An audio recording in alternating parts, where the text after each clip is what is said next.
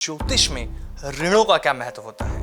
ऋण हमारे जीवन में बहुत बड़ा रोल प्ले करते हैं। एक समय पर देखिए कि बहुत सारे बच्चे पैदा होते हैं, सबकी एक समय पर एक ही डेट ऑफ बर्थ में कुंडलियां तो सेम बनती, लेकिन प्रारब्धों का बहुत बड़ा रोल होता है, क्योंकि प्रारब्धों के आधार पर ही हमें घर प्राप्त होता है, माता पिता प्राप्त होते हैं, भाई बहन कौन बनेंगे, ये सब हमारे प्रारब्ध डिसाइड कर। देखो, नॉलेज होना और नॉलेज को बांटना और रिजल्ट देना, ये सब अलग अलग चीजें। दोस्तों, दिवाली पर आप इस पोटली में ये बांध लीजिए और हो जाएंगे माला माल। सब बेचारे पागल हैं, करे जा रहे हैं गंगा जी में, सही गाइडेंस नहीं बहाए जा रहे हैं, माला माल फिर भी नहीं हो रहे। तो सर, ऋणों का सॉल्यूशन कैसे हम ढूंढ सकते हैं? समझ लोगे तो इनसे मुक्त हो जाओगे, अगर नहीं समझोगे तो कभी भी इनसे मुक्त नहीं हो सकते। नमस्कार, स्वागत है आप सभी का हमारे खास कार्यक्रम किस्मत कनेक्शन में और आपके साथ मैं हूं आमिर खान। किस्मत कनेक्शन एक ऐसा कार्यक्रम जहां पर आपके जीवन के कष्टों को दूर किया जाता है, एक ऐसा कार्यक्रम जहां पर मिथ ब्रेक किए जाते हैं। ज्योतिष को लेकर जो भी आपके बीच में मिथ बने उनको हम यहाँ दूर करते हैं। आपकी लाइफ को इजी कैसे करना है यहाँ पर बताया जाता है। ये ज्योतिष का एकमात्र ऐसा कार्यक्रम है जहाँ पर आप लोगों को सच्चाई बताई जाती है आपकी लाइफ से जुड़ी हुई, क्योंकि परेशानियाँ बहुत हैं लाइफ के अंदर, चाहे वो घर को लेकर हो, बिजनेस को लेकर हो, हमारी शादी को लेकर हो, या हम वास्तु की अगर बात करें, तरह तरह की परेशानियां हैं लाइफ में, लेकिन समाधान सही ढंग से हमें नहीं मिल पाता। ये ज्योतिष का एकमात्र ऐसा कार्यक्रम आप सभी के बीच में आया है जहां पर आप अपने तमाम कष्टों को दूर कर सकते हैं। ये प्रोग्राम शुरू से आखिर तक आप लोगों को देखना है, क्योंकि आज के इस प्रोग्राम में बहुत कुछ हम बात करने वाले हैं। बात होने वाली यहाँ पर ऋणों को लेकर कि क्या सच में ऋणों का महत्व होता है, क्या कुछ कहते हैं ऋण, इस बारे में हम यहाँ पर बात करने वाले हैं। हमारे साथ हमारे खास मेहमान मौजूद हैं जिन्हें आप लोग बहुत ज़्यादा सर्च करते हैं यूट्यूब, फेसबुक, इंस्टाग्राम पर। वो इस टाइम पे बहुत ज़्यादा फेमस हैं, एक तरह से वो सेलिब्रिटी एस्ट्रोलॉजर के नाम से जाने जाते हैं। दुबई की मैं बात कर लूँ, मैं बाली की अगर मैं बात कर लूँ, यूएस की मैं बात कर लूँ, सारी फॉरेन कंट्री में जाते हैं, क्योंकि वहाँ पर लोगों को विश्वास है, वहाँ पर लोगों को रिलीफ मिल पा रहा है, वास्तु से लेकर ज्योतिष से लेकर। क्योंकि हमारे साथ जो गेस्ट हैं वो life designer Kunal Kumar ji. Sir, बहुत बहुत स्वागत है आपका। नमस्कार सर। सर, जैसे मैंने शुरुआत में कहा कि आज के इस कार्यक्रम में बहुत कुछ हम बात करने वाले हैं। मेरा पहला सवाल आपसे ये, ज्योतिष में ऋणों का क्या महत्व होता है? देखिए, जैसे कि अगर मैं बात करूं कि आज जब हम अपनी कुंडली को दिखाते हैं जी, तो कुंडली में सबसे पहले अगर हमें पता होगा कि हमारे प्रारब्ध जी, हमें क्यों इस दुनिया में लेकर के आए हैं, तो हमें पता चलेगा कि हमारे प्रारब्धों से हमें कुछ ऐसी स्थितियां प्राप्त हुई हैं जो कि पूर्व जन्म से जुड़ी हुई हैं। अच्छा। प्रारब्ध का मतलब क्या हुआ? पूर्व जन्म में हमने जो बीज बोए हैं उसकी फसल काटनी है। ओके। और उसी फसल को, जैसे हम हर पल जो कर्म करते हैं, जी। इस कर्म से पुण्य बनता है, और यही पुण्य, और हम जो कर्म करते हैं, बुरे कर्म करते उससे पाप फल भी बनता है। जी। यही पुण्य कर्म और पाप कर्म हमारे प्रारब्धों के रूप में हमें जन्म दिलाते हैं। अच्छा। वो जन्म हमारा कहाँ पर होना चाहिए?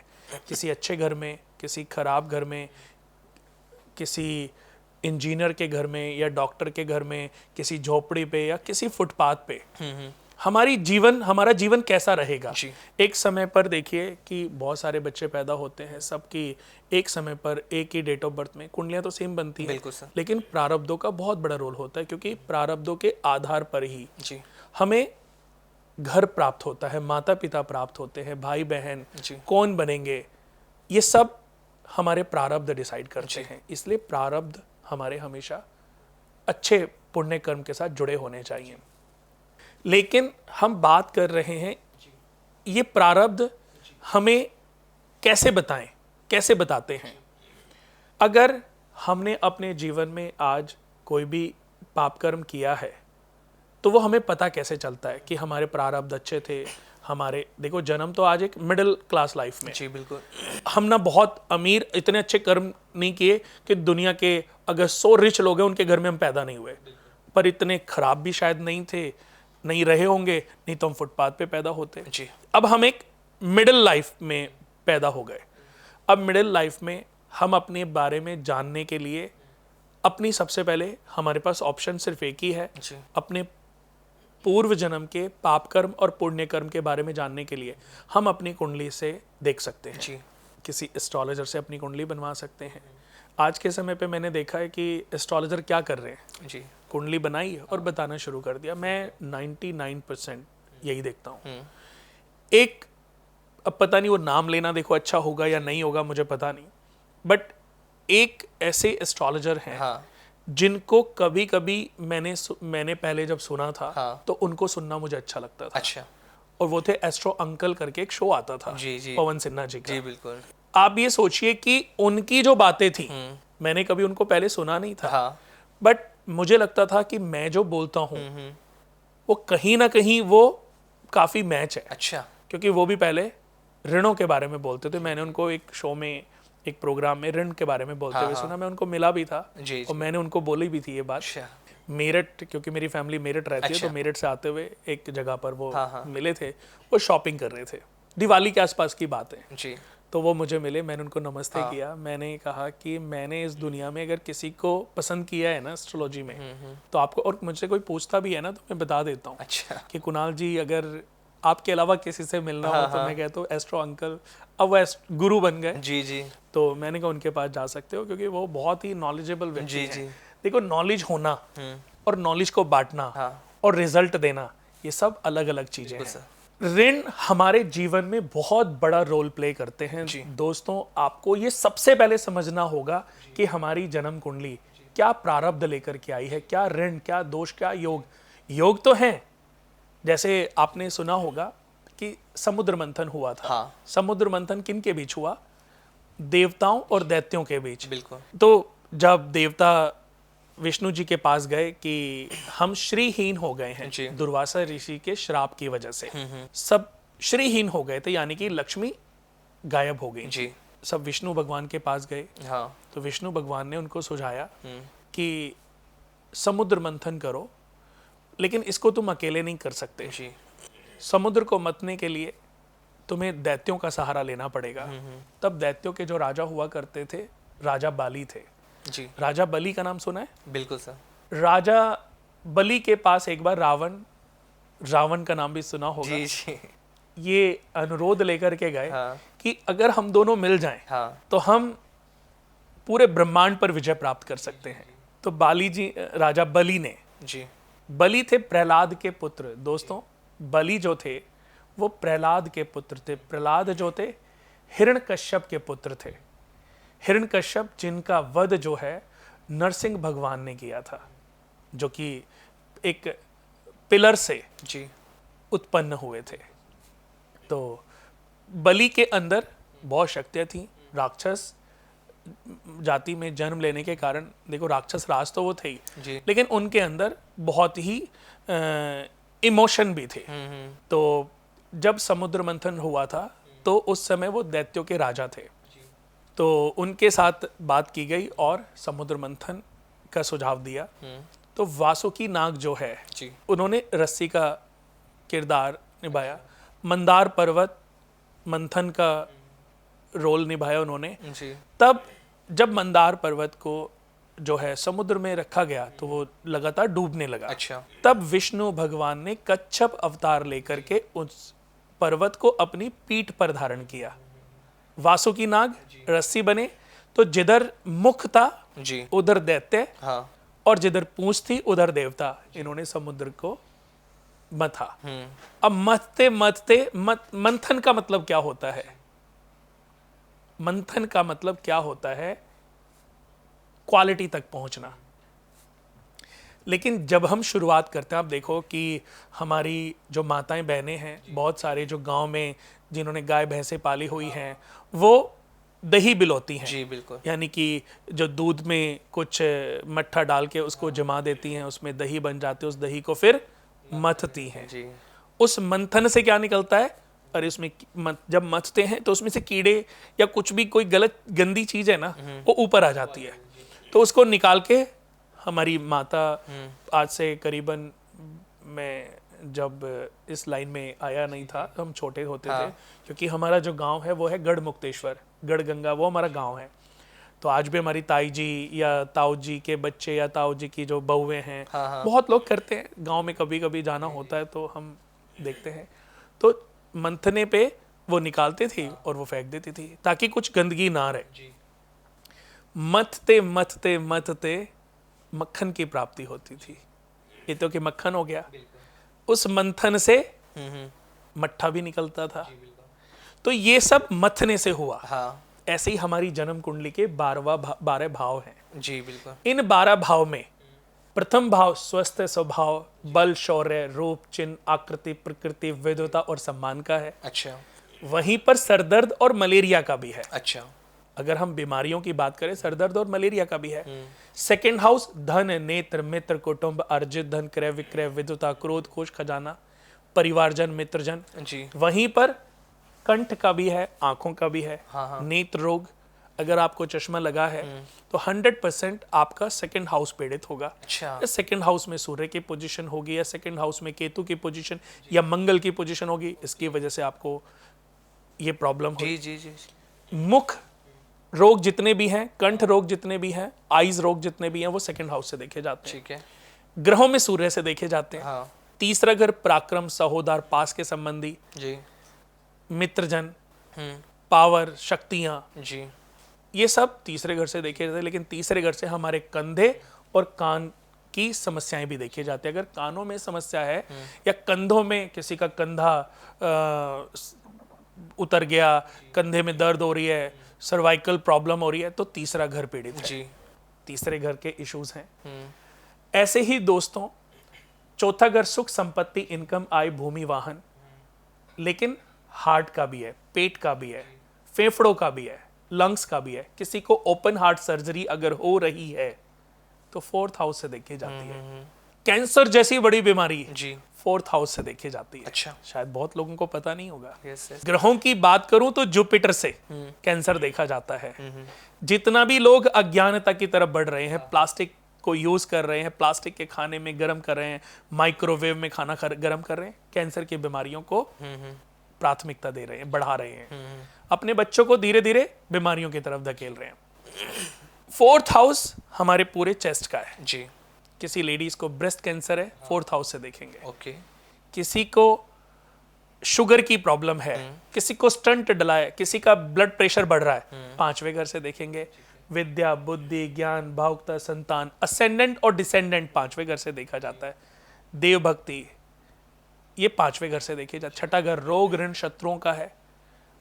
पाइल्स की प्रॉब्लम, जितने भी सेक्सुअल प्रॉब्लम है, हाँ। सातवें घर से भी देखी जाती हैं, आठवें घर से भी देखी जाती हैं और छठे घर से भी देखी जाती है। छठा घर लंबी बीमारियों का भी है। शत्रु, कानूनी कार्रवाई, संग्राम, शत्रुता, लड़ाई झगड़े, कलह जितने भी आपके जीवन में लगे हैं, उनमें 6 हाउस का बहुत बड़ा रोल प्ले है। जी जी। 7th हाउस पति पत्नी का घर है। पति पत्नी की भागीदारी, day to day income. 7th house मृत्यु, गमन, व्यापार, चोरी धन का होना, चोरी धन की प्राप्ति होना, 7th हाउस से देखा जाता है। 7th हाउस के कारक ग्रह शुक्र है। जी। 8th हाउस छठे घर के कारक ग्रह मंगल, शनि। 5वें घर ग्रह के भाव के कारक ग्रह बृहस्पति और सूर्य। जी। चौथे घर के चंद्रमा और बुध कारक ग्रह हैं। तीसरे घर के मंगल कारक ग्रह हैं। दूसरे घर के बृहस्पति कारक ग्रह हैं। जी। ऐसे ही प्रथम भाव के कारक ग्रह सूर्य और बृहस्पति हैं। जी। 8th हाउस आयु, संकट, दुर्घटना, मृत्यु के कारण अकल्पित लाभ, लांछन, रुकावटें, व्याधि, समुद्र यात्राएं, ऋण का होना और उतरना, अंडकोश, योनि की प्रॉब्लम, सेक्सुअल पार्ट में प्रॉब्लम होना, इन्फेक्शन होना, किडनी में प्रॉब्लम होना, 8th हाउस से देखी जाती है। किसी को स्वप्न दोष होते हैं, किसी का आफ्टर 60-70 के बाद देखो यूरिन कपड़ों में निकलने लगता है, बहुत प्रॉब्लम्स आती हैं। Yes, sir. शुगर की लंबी बीमारियां 8th हाउस से देखी जाती हैं। ओके। 9th हाउस धर्म, तप, श्रद्धा, भाग्योदय, दूर की यात्राएं, जल प्रवास, तत्व ज्ञान, बुद्धिमता, ग्रंथ, दीक्षा, देवग्रह 9th हाउस से देखे जाते हैं। 9th हाउस के कारक ग्रह बृहस्पति हुए। 8th हाउस के कारक ग्रह शनि हुए। 9th हाउस अगर हम बीमारियों की बात करें, पैरालाइसिस होना, लकवे की प्रॉब्लम, पैरालाइसिस, शरीर के कुछ भाग को, हाँ हाँ। सुना देखा होगा आपने, शरीर के कुछ भाग कुछ भाग काम नहीं कर पाता, जी। पैरालाइज हो जाता है। हाँ। वो 9th हाउस से देखा जाता है। 8th हाउस 10th हाउस ओहदा, कीर्ति, उद्योग, व्यापार, बड़ी पदवी, नौकरी, राज्य सत्ता, ऐश्वर्य, भोग, प्रतिष्ठा, ये सब 10th भाव से देखे जाते हैं। 10th भाव एक ऐसा भाव है जिसमें सबसे ज्यादा कारक ग्रह माने गए हैं सूर्य, बृहस्पति, शनि और बुध। ये 4 ग्रह 10th घर के कारक ग्रह हैं। 11th हाउस लाभ, इच्छाएं, आकांक्षाएं, एक्सपेक्टेशन, पैसे का बढ़ना, जी पारिवारिक में मांगलिक कार्य होना, ये सब 11th हाउस से देखे जाते हैं। ठीक है। 10th हाउस से हमारी पीठ देखी जाती है, 10th भाव से हमारे जॉइंट देखे जाते हैं, घुटनों में दर्द, तलवों में दर्द। 11वां भाव पिंडलियों का है, 11वें भाव से हमारी पिंडलियां और थाई देखी जाती हैं। जी 12वें भाव से हमारे तलवे देखे जाते हैं, उंगलियां देखी जाती है, उंगलियों में प्रॉब्लम होना, तलवों में दर्द होना, एडी में प्रॉब्लम होना, जी जी 12वें भाव से देखी जाती है। 12वें भाव से भी हमारी आईज भी देखी जाती हैं। जैसे हमारा दूसरा और 12वां मुख आकृति है अगर लगन कुंडली, तो राइट सेकंड जी और लेफ्ट 12वें घर से देखी जाती है आईज। तो 11वें भाव से जमा पूंजी देखी जाती है और 12वें भाव से अस्पताल, दूर की यात्रा, फिजूल खर्चे, लॉसेस देखे जाते हैं। गाड़ियां, घर, मकान चौथे घर से। जी अब ये देखिए कि कुंडली के 12 भाव हैं। बिल्कुल सर। अब इनको मथना पड़ता है। आपको अच्छी हेल्थ चाहिए, हाँ अच्छी हेल्थ के लिए आपको प्रथम भाव को बलि करना पड़ेगा। आपको गाड़ियां चाहिए, घर चाहिए, तो आपको 4th हाउस को बलि करना पड़ेगा। आपको अच्छी एजुकेशन चाहिए, 5वें घर को हाँ बलि करना पड़ेगा। आपको बिजनेस बहुत सारा, मल्टीपल रिसोर्सेज से बिजनेस चाहिए, तो आपको 10th घर को बलि करना पड़ेगा। हाँ तो ये कैसे बलि करोगे? जी इनको मथना पड़ता है। अच्छा जब मंथन करते हो तो क्या होता है? पहले विष निकलता है। जी समुद्र मंथन हुआ तो सबसे पहले विष निकला। हाँ जब देवताओं और दैत्यों ने देखा कि इस विष की जो, बूंद, इस विष से जो भाप निकल रही थी, उसको भी वो सह नहीं पा रहे थे। अच्छा खराश पैदा हो गई, बेहोशी जैसी स्थिति डेवलप हो गई। तब उन्होंने शिव भगवान की स्तुति की। अच्छा शिव भगवान ने प्रकट होकर उस विष को अपने कंठ में धारण किया। जी तो अभी जो मैंने ये बात बताई दोस्तों, इसका उद्देश्य क्या है? इसका उद्देश्य है कि जब तक हम जन्म कुंडली के विष का सॉल्यूशन नहीं ढूंढेंगे, ऋणों का सॉल्यूशन नहीं ढूंढेंगे, हम अमृत तक पहुंच ही नहीं सकते। तो सर ऋणों का सॉल्यूशन कैसे हम ढूंढ सकते हैं? क्योंकि आज के जो हम लोगों को देखते हैं उन्होंने एक्चुअली में समझ नहीं है पहले तो प्रॉपर। जैसे अभी आपने 12 भाव की बात करी, ऐसी अगर हम ऋण की बात करें तो कैसे सॉल्यूशन ढूंढ सकते हैं इसका हम? देखिए, सबसे पहले तो ये समझना है कि ऋण है क्या, कैसे पता चलता है और क्या इनका सॉल्यूशन है। बहुत आसान सॉल्यूशन है, बट समझना बहुत जरूरी है।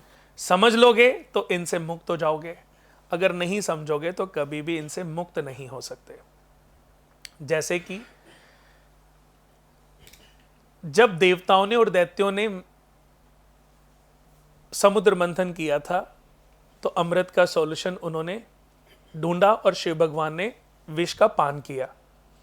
उसके बाद कामधेनु जो कि वशिष्ठ ऋषि के पास चली गई, अश्व जो कि राजा बलि को प्राप्त हुए, ऐरावत हाथी जो इंद्र देवता ले गए, नवरत्न जो इस ब्रह्मांड में पृथ्वी पर उड़ेल दिए गए। आज खानों से वो रत्नों की ही प्राप्ति होती है, जो रत्न जहाँ गिरे वहीं पर उनकी उत्पत्ति ज़्यादा है। इनका वैसे तो देखो साइंटिफिक रीज़न है कि ये तैयार कैसे होते हैं जी, बट ये विषय अभी नहीं है जी, वो इस पे हम कभी रत्नों पर डिस्कशन करेंगे और बहुत बढ़िया विषय है, तो कभी डिस्कशन इस पर भी जरूर करेंगे। लक्ष्मी जी ने शिव विष्णु भगवान को अपना पति चुन लिया। अप्सराओं ने इंद्र जो स्वर्गलोक को चुन लिया। कल्प वृक्ष स्वर्गलोक में चले गए, कल्प वृक्ष को जगह मिल गई जी। तो ऐसे ही जितनी भी चीजें प्राप्त हुई, सबको कोई ना कोई जगह मिल गई। अमृत जब उत्पन्न हुआ, अमृत जब निकला, तो विष्णु भगवान ने मोहिनी रूप धारण करके देवताओं को और दैत्यों में बराबर बराबर बांटने की स्थिति पैदा कर दी। देवताओं को उन्होंने अमृत पिलाया और दैत्यों को उन्होंने शरबत पिला दिया जी जी। अब एक राक्षस ने ये सब समझ लिया जी, उसने देव रूप धारण करके वो जो है देवताओं की पंक्ति में बैठ गए। सूर्य और चंद्रमा ने शिकायत की जी, उनको इशारा किया विष्णु भगवान रूपी मोहिनी जी को, तो उन्होंने अपने सुदर्शन से उस राक्षस का सर धड़ से अलग कर दिया जी। लेकिन जब तक उनका सर धड़ से अलग, वो अमृत कंठ से नीचे उतर चुका था और वो राक्षस जो है वो अमर हो चुका था। तो उनको छाया ग्रह की उपाधि मिली जी। जहां भी झूठ फ्रॉड फ्रेब होगा वहां ये प्रभावी हो जाएंगे। बिल्कुल सर। हमारे शरीर में भी ये एक्टिव है। जब हम किसी की बुराई करते हैं ये एक्टिव हो जाते हैं, जब किसी को कष्ट पहुंचाते हैं ये एक्टिव हो जाते हैं, लेकिन इसका फल प्रतिफल जी। जरूर देंगे। तो ऋण हमें सबसे पहले ये समझना चाहिए दोस्तों, ये तो मैंने आपको बताया कि अमृत तक पहुंचने का रास्ता हमें ढूंढना है। जी। हमारी कुंडली में भी अमृत छुपा हुआ है, हमारी कुंडली में भी बहुत सारे सुख साधन, संपत्ति, इनकम, बहुत सारी चीजें हैं, बट हमें रास्ता ढूंढना है। वो रास्ता कैसे मिलेगा कि ये ग्रह हमारे भावों में बैठ के हमें इंडिकेट करते हैं, इंडिकेशन देते हैं कि आप इस दोष को लेकर के पैदा हुए हो। जैसे कि इजी हैं, अगर हमारे दोस्त शो देख रहे हैं तो इसको नोट करें, इस वीडियो को डाउनलोड करें और दोबारा फिर से ध्यान से सुनें और अपनी कुंडली को मैच करें। मैं कहता हूं ये शो आप लोगों की जिंदगी को बदल के रख देगा। मैंने अपनी जिंदगी बदली है, अपने परिवार की जिंदगी बदली, और करोड़ों क्लाइंट्स जो मेरे हैं इस दुनिया में उनकी जिंदगी भी बदली है, और बहुत सारे लोगों की लाइफ को बदलने के लिए मैं अग्रसर भी हूं। अब देखिए मैं क्यों हूं, क्योंकि मैं उनको उनके प्रारब्धों से मुक्ति दिलाने का काम कर रहा हूं। जी। मैं उनको उनके प्रारब्धों से, यानी कि जो प्रारब्धों में जो पाप कर्म रहे थे, जी। जो ऋण बन करके इस जन्म में उदित हुए हैं, जिनकी वजह से वो राज सुख नहीं भोग पा रहे हैं। तो सर ये कैसे पता लगता है हमारे कि जो हमने गलत काम करे थे, जो हमारे प्रारब्धों में हमसे भूल हुई थी? वही आपको बता रहा हूँ, क्योंकि तभी तो मैंने बोला कि ये प्रोग्राम बहुत जरूरी है सबके लिए देखना। जी जी। प्रथम भाव पे आते हैं। हाँ। प्रथम भाव स्वस्थ स्वभाव का घर है। प्रथम भाव में किसी भी व्यक्ति की जन्म कुंडली में जब शुक्र और बुध बैठ जाएं तो पारिवारिक ऋण दोष बनता है। ठीक है। प्रथम भाव में अगर पारिवारिक ऋण दोष, ये दोनों ग्रह बैठे प्रथम भाव में या 8वें घर में, तो पारिवारिक ऋण दोष बना है। ठीक है। अब इसका पाप कर्म क्या रहा होगा? अपने परिवार को धोखा देना। अच्छा। अपने परिवार को धोखा देना। ठीक है। कुटुंब के साथ चीटिंग करना। जैसे आज देखो कई बार क्या होता है कि चाचा ताऊ सब मिलके काम कर रहे हैं। हाँ। लेकिन एक भाई ने थोड़ी सी चालबाजी दिखाई और पैसे अपने अलग ठिकाने लगाने शुरू कर दिए कि मैं अपने, किसके लिए? अपने बेटे के लिए। बेटे की आयु कितनी है ये तो डिसाइड है नहीं अभी। बिल्कुल। बेटी आगे घर में जाएगी, उसको उसका डिवोर्स होगा कि नहीं होगा, अभी ये भी डिसाइड नहीं है। हाँ। कुंडलियां लोग मैच जरूर करते हैं पर डिसाइड नहीं कर पाते कि कोई आज तक ऐसा पंडित आपको मिला नहीं होगा जो ये लिख के दे दे स्टैम्प पेपर पे कि जी मैंने मैच करी है, ये कभी डिवोर्स नहीं हो सकती। अच्छा। और मैं कहता हूं जितने पंडित ये कुंडलियां मिला करके देते हैं वही डिवोर्स होते हैं। ऐसा क्यों? ये भी एक लंबा विषय है, तो इस पे भी बात करेंगे, क्योंकि आपने बहुत गंभीर टॉपिक उठा दिया यहाँ पे। हाँ, अच्छा वो ये टॉपिक आप नोट करके रखिए, दोबारा कभी इस पे चर्चा करोगे तो मैं जरूर बताऊंगा जी, क्योंकि लोगों को कुंडलियां मैच करनी नहीं आती। हाँ सर। तो जितने भी परिवार में लोग चीटिंग करते हैं, धोखा देते हैं अपने परिवार के साथ, अपने बच्चों के जन्मदिन पर, अपने बच्चों के उत्सव पर अय्याशी करते हैं। छोटा बच्चा है, बच्चे का जन्म हुआ है, बच्चा बड़ा हो गया, उसका बर्थडे है और आप अपना मस्ती कर रहे हो, तो इससे पारिवारिक ऋण दोष बनता है। जी।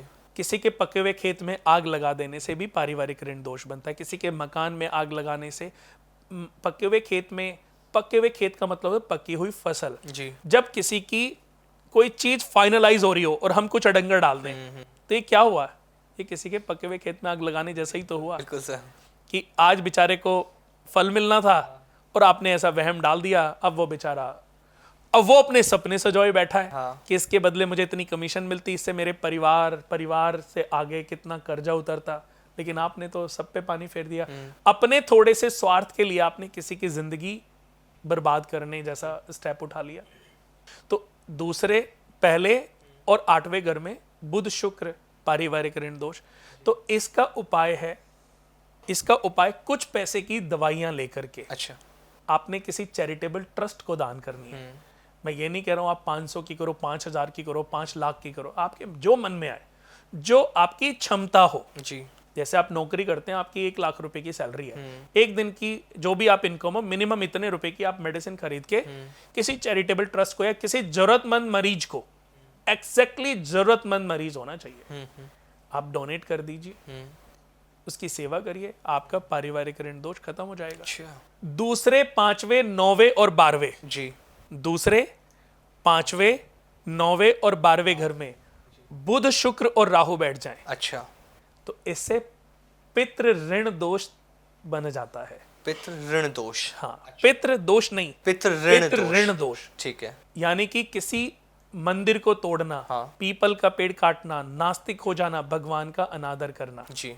रस्मों रिवाजों का पालन ना करना, अपने कुल पुरोहित को बदल देना, अच्छा। उससे जी। पितृ ऋण दोष बनता है। ठीक है। अब देखिए इसका उपाय कितना आसान है। जी बिल्कुल सर। जाने अनजाने अपनी प्रॉपर्टी के लिए लोग पीपल का पेड़ काट देते हैं। छोटा ऐसे नहीं, जो पौधे हैं उनसे फर्क नहीं पड़ता, जो पूजनीय पौधा हो बड़े हो उसको जाते कभी नहीं काटना चाहिए। पीपल का वृक्ष में कहते हैं ब्रह्मा विष्णु महेश का वास होता है। जी। सभी देवता जब धरती पर आते हैं तो अगर रात को ठहरते हैं तो उनका वास पीपल के वृक्ष पर होता है। जी जी जी। अगर रात को ठहरते हैं। हाँ। दूसरे 5वें 9वें 12वें घर में बुध शुक्र राहु के होने से इंडिकेशन मिलता है। आपकी कुंडली में आप देखिए, अगर बैठे हैं तो इसका मतलब पितृ ऋण दोष बना है। और उपाय, बुधवार से 43 डेज लगातार पीपल के पेड़ पे जल चढ़ाना। जी। और जितने भी घर में रिलेटिव हैं, हाँ। ब्लड रिलेटिव, जी। सबसे बराबर पैसे लो। ठीक है। 500 500 100 1000 जो आपका मन करे, और पैसे इकट्ठे करके किसी ऐसे मंदिर में डोनेट कर दो जहां कंस्ट्रक्शन चल रही हो। यानी कि वो पैसा आपका मंदिर कंस्ट्रक्शन में यूज होना चाहिए। जी। आपका पितृ ऋण दोष खत्म हो जाएगा। हाँ। उसके बाद एक और है जो दूसरे घर से दोष बनता है, उसको बोलते हैं पत्नी ऋण दोष। पत्नी ऋण दोष। पत्नी ऋण दोष, ये क्यों लगता है सर? अपनी पत्नी के होते हुए किसी दूसरी स्त्री के साथ संबंध बनाना, अपनी पत्नी के होते हुए किसी दूसरी लड़की के साथ इश्क फरमाना, जी। अपनी पत्नी के होते हुए किसी भी लड़की को धोखा देना पैसे की वजह से, तो पत्नी ऋण दोष बनता है। जी।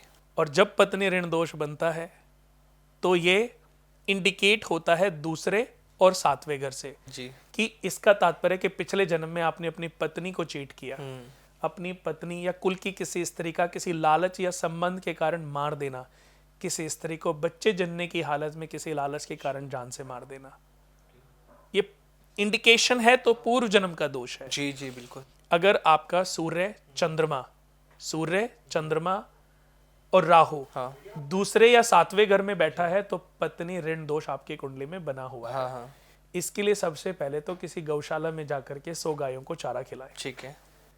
हर महीने खिलाते रहे, हर साल खिलाते रहे, एक बार भी खिला देंगे तो बहुत है। अच्छा। और इसको करने से आपका दोष खत्म हो जाएगा, लेकिन आपको अपनी पत्नी के साथ ईमानदारी दिखानी पड़ेगी, निस्वार्थ भाव से उसकी अच्छी केयर करनी पड़ेगी। और अगर ये दोष है तो हर ऐसे इंसान को चाहिए कि 40 दिन तो कम से कम अपनी पत्नी के पांव जमीन पे पड़ने से पहले, जी। अपनी सुबह जब पत्नी उठती है तो उसके पांव जमीन पे पड़ने से पहले उसके लिए एक कप चाय बनाएं, अच्छा। उसमें 5 तुलसी के पत्ते डालें, जी। और एक बेड टी जैसे होती है, एक प्लेट में 2 चाय, एक प्लेट में 2 बिस्किट ट्रे में लेके जाए और पत्नी के साथ बैठ के प्रेम पूर्वक अपनी जीवन की, अपनी लाइफ की वार्तालाप करते हुए पिए। पत्नी ऋण दोष खत्म होगा। अच्छा। और 40 दिन में मैं गारंटी देता हूं, हाँ। मैं ये कोई प्रैक्टिकली, ये अनप्रैक्टिकल बातें नहीं कर रहा हूं दोस्तों, जी। मैं आपसे ही आपकी प्रॉब्लम का सॉल्यूशन करा रहा हूं। और जब आप करेंगे, आप 40 दिन निस्वार्थ भाव से ये करिए, पत्नी के साथ प्रेम करके करिए, 40 दिन में आपकी जितनी मैक्सिमम तरक्की लिखी हुई है अकॉर्डिंग टू कुंडली, वो होने लग जाएगी। ऋणों की वजह से जो भी हमारी ग्रोथ होनी चाहिए, जी। जो भी हमारी ग्रोथ नहीं हो रही है ऋणों की वजह से, हाँ। और कुंडली में बहुत सारी लिखी है, जी। तो वो ऋण खत्म होंगे और आपकी वो तरक्की होने लग जाएगी। ऐसे ही किसी भी व्यक्ति की जन्म कुंडली के 3रे घर में चंद्रमा बैठ जाए, अच्छा। तो कन्या बहन ऋण का दोष लगता है। ये दोष का कारण क्या रहा? जी। किसी लड़की को धोखा देना, ठीक है। बहन का ख्याल ना रखना, किसी लड़की को धोखा देना, या किसी लड़की की हत्या करना, हद से ज्यादा जुल्म करना, बहन का ख्याल ना रखना, उसके साथ मारपीट करना, उसको तंग करना, हाँ। इससे कन्या बहन ऋण का दोष बनता है। आज आपने देखा होगा आमिर जी जी। कि लड़के की मल्टीपल गर्लफ्रेंड्स होती हैं। हाँ। एक गर्लफ्रेंड है, उसके साथ एक और लड़की को पटाया हुआ है, उसके साथ भी घूम रहा है, उसके साथ भी घूम रहा है। तो ये सब क्या है? पाप तो है ही ना। बिल्कुल सर। हम उपाय बता रहे हैं, हम ये करने से ये हो जाएगा, लेकिन हम ये तो किसी को बता ही नहीं रहे कि अच्छा तुम्हारे साथ हो क्यों नहीं रहा है। रीजन नहीं पता लोगों को। रीजन कोई बता भी तो नहीं रहा। देखो मैं ये बोलूं दोस्तों दिवाली पर आप इस पोटली में ये बांध लीजिए और हो जाएंगे माला माल। हम तथ्य की तो बात ही नहीं कर सही रहे। बात है, लोगों क्या को सब गुमराह मालामाल कर हो रहे हैं जाएंगे? बस। सब बेचारे पागल हैं। हाँ। करे जा रहे हैं गंगा जी में, सही यमुना गाइडेंस में नहीं बहाए मिलेगा जा सर, रहे हैं, बिल्कुल माला माल फिर भी नहीं हो रहे हैं। True sir, true. वो क्यों नहीं हो रहे हैं? क्योंकि प्रारब्धों में अभी डिसाइड नहीं है। अगर कन्या बहन ऋण का दोष बना है तो पीले रंग की कुछ कोड़ियां आती हैं, हाँ जी, उनको सोमवार के दिन या पूर्णिमा के दिन जलाएं और जल प्रवाह कर दें। ठीक है। और अपनी बहन का ख्याल ना रखने और ये संकल्प करें कि अब मैं जीवन भर किसी लड़की को ना धोखा दूंगा अच्छा और ना किसी लड़की के साथ धोखा होने दूंगा। जी, अगर आप रोक नहीं सकते तो फौरन ऐसी जगह से उठ जाइए जहां गाली गलौच हो रही हैं, स्त्रियों के अनादर की बातें हो रही हैं, जहां बेफालतू की ऐसी बातें जो कि ठीक नहीं है, धर्म विरुद्ध हैं। जी, तो आप उस जगह, अगर उनको रोक नहीं सकते ना, तो उस जगह को फौरन छोड़ देना चाहिए। बिल्कुल सर। नहीं तो आप जब तक बैठे रहेंगे ना, आप पाप के भागीदार बनते रहेंगे। तो उसको छोड़ दीजिए। कन्या बहन ऋण दोष के लिए उपाय है और ये आसान 50 रुपए की 100 रुपए की कौड़ियां मिलती हैं। आपको नहीं मिलती, आप हमारी संस्था से फ्री मंगा लीजिए, कोई पैसे चार्ज नहीं करेंगे। 10 रुपए 50 रुपए आप मंदिर में दान कर देना, हमारी तरफ से मंगा लीजिए। कहते हैं फ्री में चीजें दान नहीं करनी चाहिए। आप ऋण उतारने के लिए एक और ऋण क्यों चढ़ाएं, इसलिए मैंने बोला किसी मंदिर में दान हमारी संस्था से मंगा लीजिए। 9 कौड़ियां या 27 कौड़ियां मंगा के जला के, हम जितने भी पूजा पाठ करते हैं, यज्ञ कराते हैं, हम क्या, हमारे पास एक ही तरीका, सबसे पहले हम उसको उसके पूरे परिवार सहित जी, ऋणों से मुक्ति दिलाने का काम करते हैं। हम सूर्य विष्णु यज्ञ कराते हैं, हरिहरात्मक यज्ञ कराते हैं, रुद्री चंडी यज्ञ कराते हैं। सिर्फ आदमी को उसके प्रारब्धों से, जी, पूर्व जन्म के पाप कर्मों से मुक्ति दिलाने का काम, क्योंकि वो राजयोग तो ऐसे लेके बैठा है जो बड़े बड़े धुरंधर दुनिया के लेके बैठे हैं। हाँ, आज मैं मुकेश अंबानी जी की कुंडली देखूं, हाँ, आज मैं अडानी जी की कुंडली देखूं, आज मैं बिल गेट्स की देखता हूं, वॉरेन बुफे की देखता हूं, मेरे कंप्यूटर में सब है। जी, मैंने कम से कम समझ लो 4-4.5 ऐसे लोगों पे केस स्टडी की है जो दुनिया के सबसे रिच लोग, हाँ, रतन टाटा जी, मफत लाल या आर.डी. बर्मन या फिल्म लाइन के जुड़े हुए। अभी मैं ना भविष्यवाणी करना नहीं चाहता। जी, अगर मैं भविष्यवाणी करने पे आऊं ना, तो 100 में से, मैं ये तो नहीं कह रहा हूं कि 100 की 100 मेरी भविष्यवाणी सटीक होंगी, पर 80-90% मेरी बातें सच होंगी, क्योंकि मैंने इतनी केस स्टडी करी है। बिल्कुल बिल्कुल सर। और मैं जब कुंडली देखता हूं तो उनका पूरा ग्राफ देखता हूं। जी, ऐसा नहीं है कि कोई हमारे ऑफिस में आया और वो उसने 11,000 रुपए फीस दी और उसका जी आधा घंटा बुक है बस। कोई टाइम की मैंने लिमिटेशन नहीं रखी। सेटिस्फैक्शन बहुत इंपॉर्टेंट है। मैं ये सोचता हूँ कि आमिर जी, जब मेरे सामने कोई आके बैठता है ना, तो मैं उसको देख के ये सोचता हूँ कि हो सकता है कि भगवान मेरी परीक्षा लेने आए हो। बिल्कुल सर, सही बात है। आपको बता दूं कि अगर कोई मेरी टेबल पे सामने, हालांकि मेरे को देखो ऐसा भी नहीं कि कल को कोई भी रोएगा और मैं मान जाऊंगा, जी, जी, बट ऐसे कई बार हुआ है हाँ, कि मेरी टेबल पे कोई लेडी बैठी हुई है सामने और कुंडली दिखाते दिखाते बोला, कुणाल भैया मैं तो ये पैसे ना अपनी चूड़ियां बेच करके इकट्ठे करके लाई हूँ, मैंने कर्जा उठाया है। तो मैं FO से लिख देता हूँ, मैं FO से लिख देता हूँ। आप कभी मेरे ऑफिस आओगे, मैं आपको दिखाऊंगा कितने ऑर्डर ऐसे होते हैं। जी, मतलब अगर 100 ऑर्डर में से 2-4-5 तो FOC जरूर होते हैं। चलो परेशान उनको आप ऐसे। मेरा स्टाफ, मेरे बाद जो मेरा मैनेजर है वो समझाता है कि ये चीज़ें कैसे करनी है, अगर कुछ समझना है, या जो भी टीम है वो समझाती है। तो अगर वो FOC देखते हैं तो उनकी फीस वापस करती है। जी, जी, तो वो दोबारा मेरे केबिन में आते हैं कि नहीं भैया, मैंने इसलिए नहीं बताया था कि आप मुझे फीस वापस दो, मेरा तो ये था कि मैं बहुत परेशान हूँ, बिल्कुल। मैं बहुत पंडितों से ठगी हुई हूँ, हाँ, बहुत पंडितों ने मुझे पागल बनाया है, जी, तो अब मैं और परेशान। जी, तो मैं बोलता हूँ कि दीदी आप परेशान मत हो, ये फीस पहले तो आप वापस रखो, जी, और ये मत सोचना कि मुझे आप पे तरस आ रहा है या मैं कोई आपसे, बट मैं ये सोचता हूँ कि आज आप दुखी हैं और मैं इस दुखी मन के पैसे से अपने घर में खुशियां खरीद ही नहीं सकता। बिल्कुल सर, ट्रू। भाई ये पैसा कोई भी एस्ट्रोलॉजर आज चाहे हाँ, 5,000 है चाहे 5 लाख है, जी, भगवान तो है नहीं, बिल्कुल, है तो पंडित ही ना, एस्ट्रोलॉजी ज्ञानी तो बांट रहा है। हाँ, कितने भी पैसे हाँ, वो ले ले, हाँ, लेकिन कुछ उसको यूज तो अपने घर में ही करेगा ना। तो हम किसी के दुख से अपनी खुशियां कैसे खरीद सकते बिल्कुल हैं? नहीं खरीद सकते। तो मैं कहता हूँ हो सकता है कि हमारी फीस देने के लिए भगवान आपको तरक्की दे दे। सही बात है। आप उस दिन फीस दे के जाना जिस दिन मेरे उपाय आपको सूट कर जाएं, आपकी तरक्की हो, खुश रहो आप मेरी। और आप यकीन मानो आमिर जी, मुझे इतने लोगों ने वापस आके फीस दी है ना, और मेरी तृप्ति कितनी होती होगी, मैं तभी तो कितना खुश लोगों की होता सर हूँ। पहली पसंद है इस टाइम पे आप। लोगों को पता है कि आपके पास जाने से मैं प्रॉब्लम इस सॉल्व बात होगी। से अपने आप में, मैं अपनी वाइफ को मिलता हूँ, अपने बच्चों को मिलता हूँ, अपने माता पिता को। हम आज तक हमने कोई त्योहार बिना अपने माता पिता के नहीं मनाया। ग्रेट। हम हर त्योहार पे अपने मम्मी पापा के पास मेरठ जाते हैं। जी। दिवाली हो, होली हो, कोई भी त्योहार हो, हम्म। एकजुट फैमिली है। जी। मेरे लिए भाई के बच्चे, मेरे लिए अपने बच्चे, मेरे लिए दीदी के बच्चे, मेरे लिए अपनी सिस्टर, अपने माता पिता, मेरे लिए एक फैमिली है। हाँ। तो मैं एक फैमिली को लेकर के चलता हूँ, बहुत फैमिली। और मेरे को ऐसे लोग बहुत पसंद है जो फैमिली डिवोटी हैं। जी जी जी। मैं, आप देखो, राम भरत मिलाप जब हुआ था, जब रामचंद्र जी और लक्ष्मण जी, सीता जी जब वन में चले जाते हैं, तो भरत पहली बार मिलने के लिए जाते हैं। हाँ। तो अपनी सेना के साथ जाते हैं, बट सेना लड़ने के लिए सोच के नहीं जाते। सेना कहती है हमें भी हमारे प्रभु राम को देखना है। जी जी। तो कहते ठीक है भाई, चलो। तो केवट जो था, जिन्होंने उनको नौका पार कराई थी, तो केवट ये कहते हैं कि भरत जो है उनसे लड़ने के लिए आ रहे हैं। अच्छा। वो नहीं चाहता कि वो यहाँ पर भी रहे। तो उनके बारे में बहुत कुछ सोच लेता है। लक्ष्मण जी भी बहुत कुछ सोच लेते हैं कि भैया मुझे आदेश दो, भरत जो है पूरी सेना के साथ। पर राम जी जो है उसको समझाते हैं कि जल्दबाजी में डिसीजन नहीं लेना चाहिए। बिल्कुल। धैर्य रखो, शांत रहो, पहले मंशा तो पता चले। बिल्कुल। अगर मंशा लड़ाई की होगी तो मैं तुम्हें रोकूंगा नहीं। सही बात है। क्योंकि जब रामचंद्र जी वन में गए थे, तब उस समय जब 14 वर्ष का वनवास के कई माता ने जो है उनसे शर्त में मांगा था, शर्त जो पूरी कराई थी अपनी, जी। अपने वरदान जो पूरे कराए थे, तब उस समय भरत और शत्रुघ्न वो ननिहाल में थे। तो उनको तो पता ही नहीं था। जब वापस आए, वो एक बिना क्षण रुके वो वापस अपने भाई को लेने के लिए जी। चल निकल पड़े।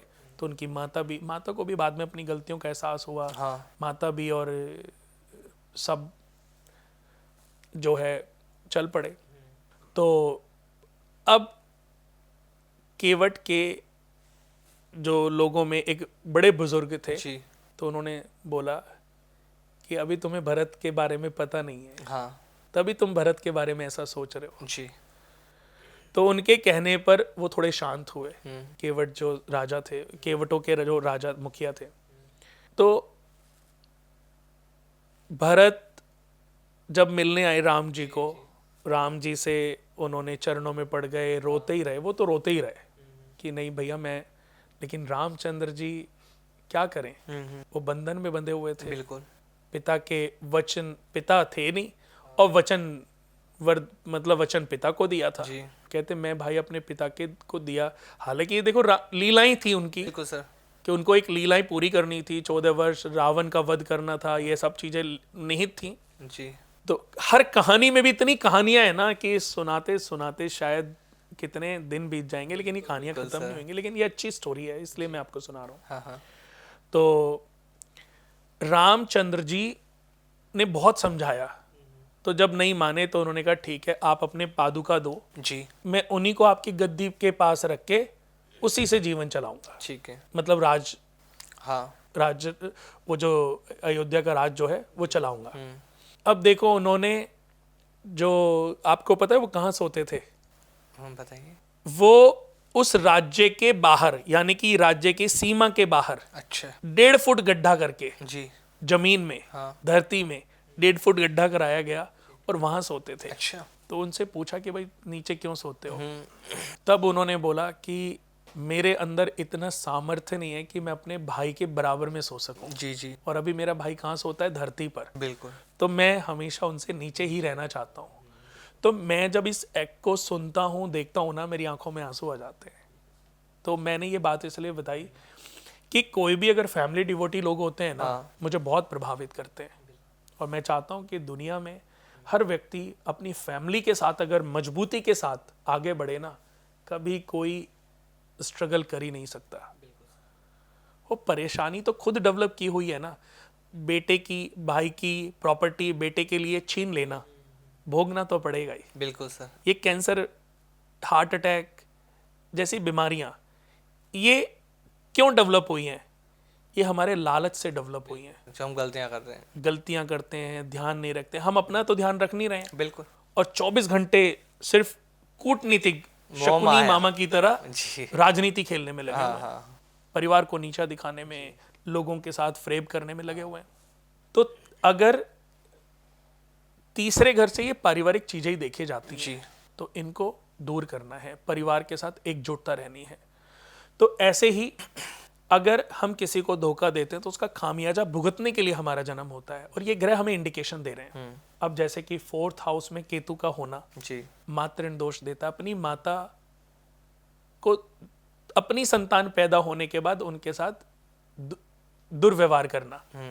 बच्चा हो गया, हम बच्चे से तो ज्यादा प्यार कर रहे हैं, और माता, अरे मम्मी तुम्हें बच्चा पकड़ना नहीं आता, मम्मी क्या देखो आपने बच्चे को कैसे पकड़ा हुआ है। बिल्कुल। अरे माँ ने तुम्हें पाल पोस के बड़ा किया, आप माँ को सिखा रहे हो। माँ देखो आपने ये सब्जी गिरा दी, माँ आपने ये कर दिया, माँ आपने, मैं सोच ही नहीं सकता कि आदमी बोल कैसे लेता है। किसी की कहानी सुनता हूं तो मुझे रोना आ जाता है, क्योंकि मैं तो बहुत इमोशनल हूँ। मेरी तो चंद्रमा तीसरे घर में बैठे हैं अच्छा। और नीच राशि में बैठे हैं। बहुत इमोशनल, बहुत सेंटिमेंटल हूँ मैं तो। दूसरों की कहानी में अपनी कहानी ढूंढ लेता हूँ अपने आप को, कि ये अगर मैं होता इस जगह पर तो ये कितना घोर अपराध हो रहा है। सही बात है। पर हम केवल समझा सकते हैं। तो केतु का चौथे घर में होना ये इंडिकेशन देता है कि ये व्यक्ति पूर्व जन्म में अपनी माता को दुखी करके इस जन्म को लेकर के आया है। जी। माता के साथ दुर्व्यवहार करना, दुखी करना, उनको अपनी संतान पैदा होने के बाद घर से निकाल देना, माता का या घर छोड़ के चले जाना, और उनकी तड़प तड़प करके मृत्यु हो जाना। हाँ। जब ऐसा होता है तो ये इंडिकेशन देता है केतु चौथे भाव में होना, कि इसका तात्पर्य यह है कि आपने पूर्व जन्म में अपनी माता को दुखी किया, और इस जन्म में भी आपकी माता दुखी रहेंगी, परेशान रहेंगी। तो जितना, सबसे पहले तो प्रायश्चित। जी। देखो नॉलेज आपको मिल गई, अगर आप टीवी देख रहे हो और आपको मेरी बात समझ आ गई, हाँ। तो इसका तात्पर्य है कि आपका प्रायश्चित पूरा हो गया, तभी आपको ये नॉलेज मिल रही है। अगर आपका प्रायश्चित पूरा नहीं हुआ तो आप ये ना टीवी शो देखोगे, ना इसको समझोगे, और ना इस उपाय को कभी कर पाओगे। पर जिस दिन आपका प्रायश्चित पूरा होएगा, कोई साधु संत, कोई महात्मा, कोई कुणाल, कोई XYZ आएगा और आपसे ये उपाय करवा देगा। जी। भगवान रास्ता अपने आप ढूंढेंगे, पर ढूंढेंगे तभी जब आपका प्रायश्चित पूरा होगा। बिल्कुल। तो अपनी संतान पैदा होने के बाद माता के साथ अगर दुर्व्यवहार कर रहे हो तो ऐसा ना करो। जी। पूर्व जन्म के पाप कर्म का मुक्ति का रास्ता ये है कि माँ की जितनी मर्जी सेवा हो सके ना वो उतनी कीजिए। आप एक सिल्वर कॉइन 10 ग्राम का जिस पे राजा महाराजा बने हो, ये एक्चुअली जो रावण संहिता लिखी गई थी ना उसमें ये वर्णित है, इसलिए मैं उपाय बता रहा हूँ। हालांकि एक दो उपाय हैं जो मेरे को थोड़े अनलॉजिकल लगते हैं, लेकिन फिर भी मेरे को लगता है कि कोई रास्ता भी तो नहीं है ना। बिल्कुल सर। तो मैं कहता हूँ 10 ग्राम चांदी का ठोस सिक्का जिस पे राजा महाराजा बने हो, टुकड़ा आप बहते पानी में जल प्रवाह कर दो और अपनी माँ की सेवा करना आरंभ कर दो, तो मातृण दोष खत्म हो जाएगा। अच्छा। अब बात कर रहे हैं हम दुनिया के सबसे बड़े दोष की। अच्छा। दुनिया में जो सबसे बड़ा पितृ ऋण दोष होता है, पितृ ऋण दोष, ये सबसे बड़ा दोष माना गया है। जो मैं बताने जा रहा हूँ। अच्छा। जो ऋणों में, हाँ। उनमें होता है सवदोष ऋण। ऋणों की अगर हम बात करें, जी। ऋण भार क्या होते हैं ये भी मैं बताऊंगा। हाँ। सबसे बड़ा दोष होता है सवदोष ऋण दोष। जिस जातक की जन्म कुंडली में शुक्र, शनि, राहु और केतु, इन चार में से कोई भी ग्रह जी। 5वें खाने में बैठा है, और शनि के साथ में चंद्रमा बैठ जाए, हाँ। राहु के साथ में सूर्य या चंद्रमा बैठ जाए, जी। या केतु के साथ में चंद्रमा केतु बैठ जाएं, तो ये सबसे प्रलयंकारी दोष है। जितने भी आप देखोगे स्पेशल चाइल्ड जो बच्चे होते हैं, हाँ। इस पे भी मैंने बड़ा स्टडी की है कि स्पेशल चाइल्ड बच्चों का मन विकसित नहीं हो पाता, मन स्थिति उनकी वीक रहती है। ये ऐसे ही जब कई जन्मों तक व्यक्ति इन चीजों से मुक्त नहीं हो पाता, जी। तो अच्छी कुंडली के बाद भी उसकी मन स्थिति वीक हो जाती है। वो उसके जो मन स्थिति है वो विकसित नहीं हो पाती, उसकी नसें कहीं ना कहीं दब जाती हैं। पर वो इंडिकेशन हमें इन्हीं ग्रहों से मिलता है। 5वां घर हमारे जीवन में किसका है? विद्या, बुद्धि, ज्ञान, भावुकता, संतान, असेंडेंट, डिसेंडेंट, स्टंट, हार्ट रोग, शुगर रोग, हमारे प्रारब्धों का। जी। पूर्व जन्म में जो सबसे ज्यादा पाप कर्म है वो 5वें घर से। 5वें घर में अगर बात करूं मैं, शिव और शक्ति का वास होता है। जी।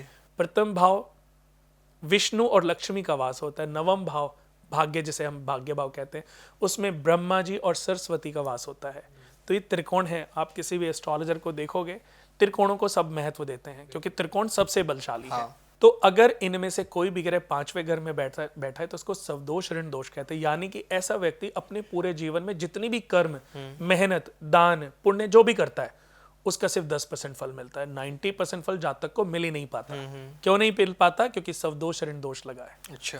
तो ऐसे व्यक्ति को चाहिए कि अपने कुटुंब में सबसे बराबर पैसे करे। ठीक है। सबसे नहीं हो सकते तो मिनिमम 5 लोग, ठीक है। माता पिता, भाई बहन, बेटी, बुआ, 5 मिनिमम सबसे बराबर पैसे लेकर के सूर्य विष्णु यज्ञ करे। यज्ञ बड़ा प्रोसीजर है, नहीं कर सकते तो हवन करें। जी। हवन एक शॉर्ट प्रोसीजर है, एक जन्म के लिए आपको मुक्ति मिल जाएगी, बट यज्ञ करने से हर जन्म के लिए मुक्ति मिल जाएगी। जब आपका सवदोष ऋण दोष खत्म होएगा ना जी, तो हर जन्म के लिए आपको मुक्ति मिल गई, तो आपके सारे ग्रह एक्टिवेट हो जाते हैं। अच्छा। क्योंकि जिसका भी हम सूर्य विष्णु यज्ञ करते हैं, हाँ, उसके हम जितने भी ऋण हैं वो सब दान कराते हैं। जितने भी अभी ऋण मैंने पहले बताए, जितने भी अभी आगे मैं बताने वाला हूं, उनके सारे दान कराते हैं। अच्छा। ताकि उसके सारे ऋण दोष खत्म हो जाए। ठीक है। और अपनी हाथ, ऐसा भी नहीं कि हमने बोला कि हमने कर दिया, उसी के हाथ से कराते हैं। हर जगह उसको ले जाके कराते हैं। आप देखो मेरे फेसबुक पे, मैं बहुत हरिद्वार जाता हूँ मछलियों को आटा खिलाने, गौशाला में।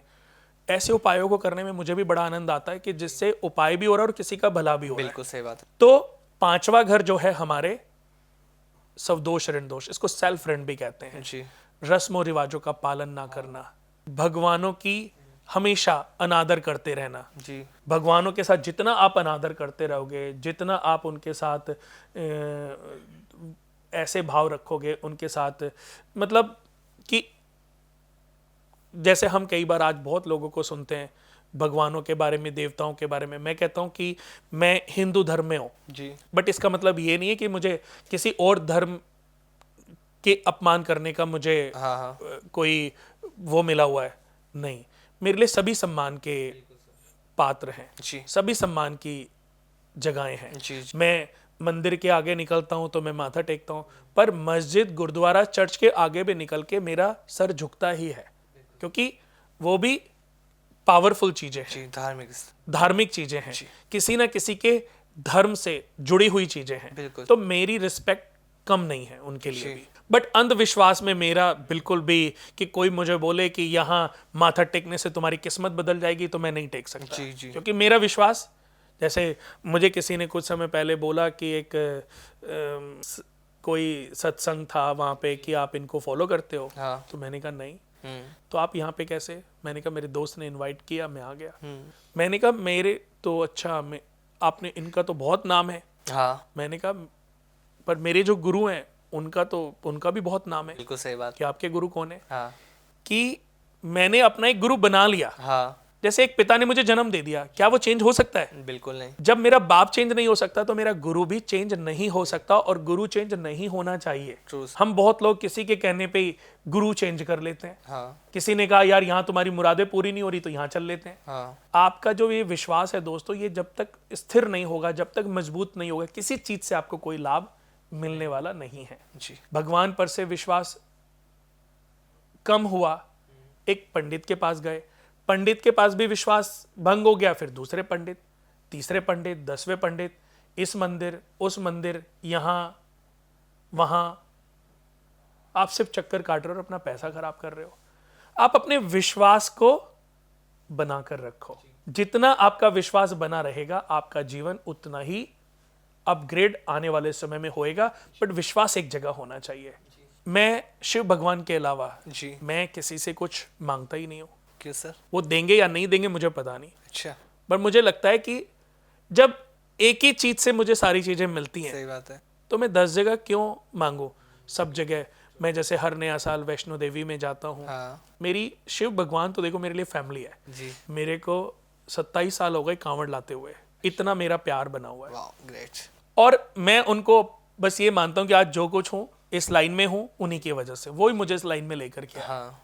उन्होंने मुझे तैयार किया। बिल्कुल। तो अब मुझे कल को कोई मुझे करोड़ों का लालच दे, मैं अपना ना भगवान छोड़ सकता हूँ, ना अपना पिता सरनेम हटा सकता हूँ, ना मैं अपना गुरु बदल सकता हूँ। मेरे गुरु शिव हैं तो शिव ही रहेंगे। वो मुझे कुछ देंगे या नहीं देंगे, वो कल ही मेरी मृत्यु लिख देंगे तो भी मुझे स्वीकार है। जी। बट मेरे गुरु चेंज नहीं हो सकते। आपका विश्वास ही आपको तरक्की देता है। जी। जब आप इसको चेंज कर देते हैं तो आप जिंदगी भर अस्थिर बने रहते हैं।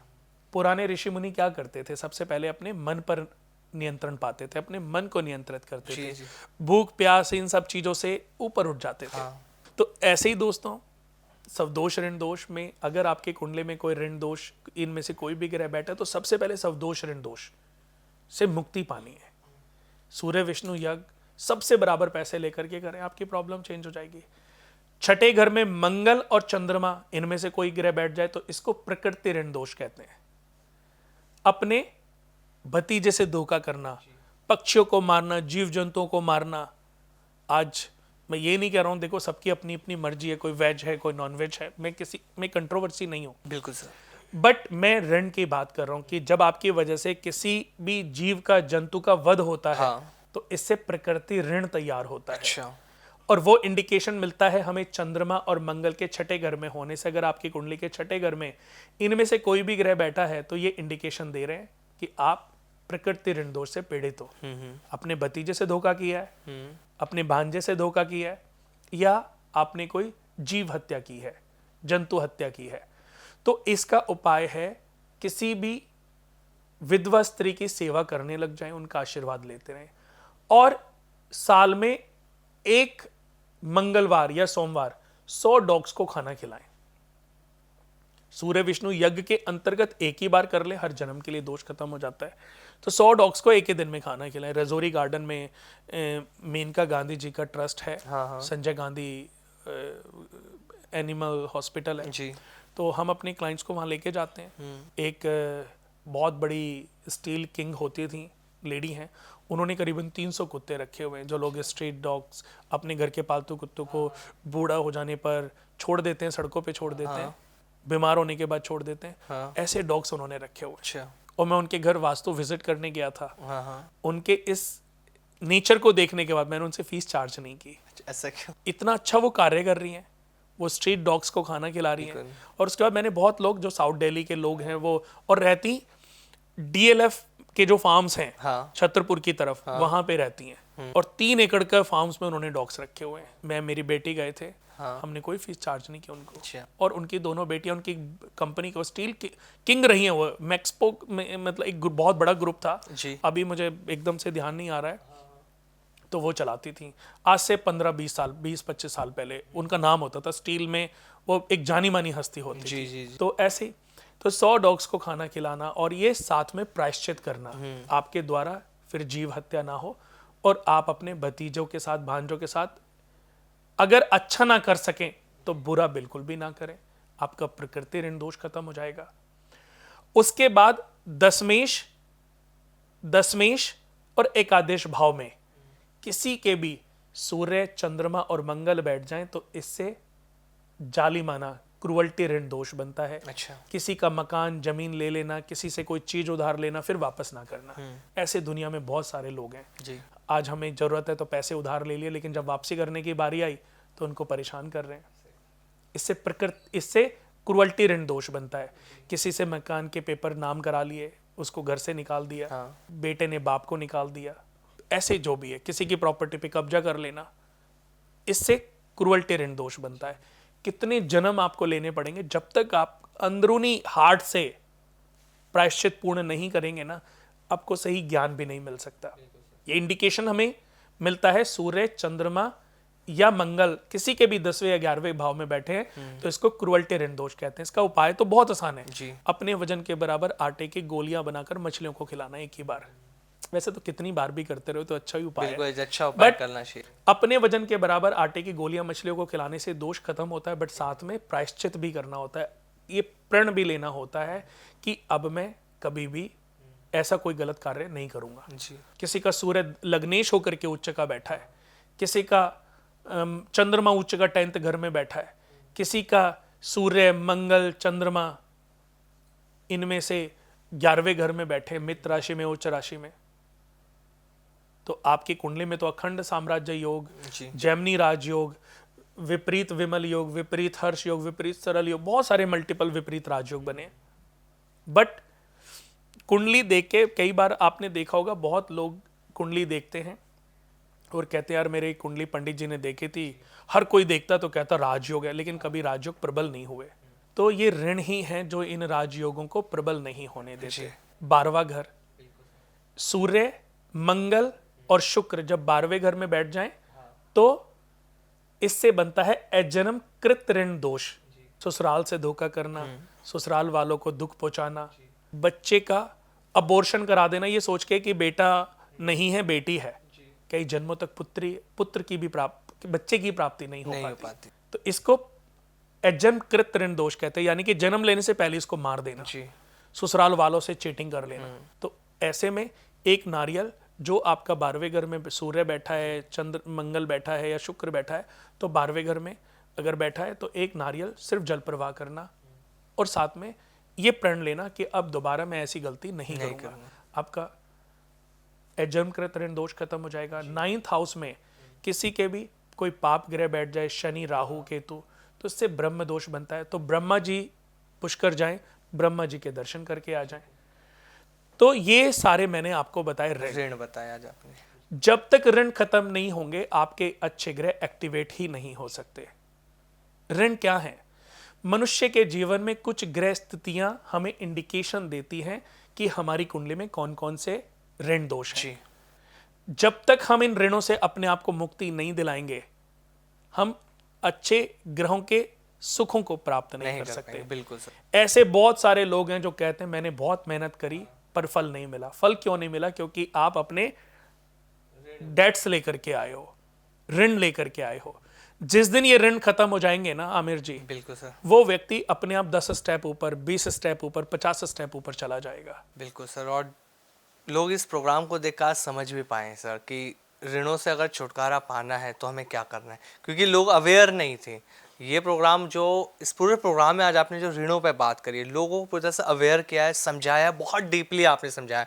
क्योंकि अभी तक एस्ट्रोलॉजर से बात नहीं करते खुल के, वो सिर्फ ऊपरी चीज लोगों को बता देते हैं। देखा जाए तो मैंने उपायों की कोई बात नहीं की। बिल्कुल सर। मैंने कोई ग्रहों की बात नहीं की। मैंने कहा कि ये आम भाषा में इस प्रोग्राम को डाउनलोड करो। बिल्कुल। और इन ऋणों को समझ के सिर्फ इन ऋणों से आप अपने आप को मुक्ति कराओ। आपको किसी पंडित के पास जाने की जरूरत नहीं है। बहुत और भी आपको प्रॉपरली नॉलेज चाहिए तो हमारी एक जन्म कुंडली आता है, उसका नाम भी हमने रखा है कर्म कुंडली जी, जिसमें बहुत सारे ग्रंथों का समावेश है। हाँ। और कई वर्षों से हम बनाते आ रहे हैं जी। बहुत ही अद्भुत और पावरफुल, बहुत ही नॉलेजेबल कुंडली है।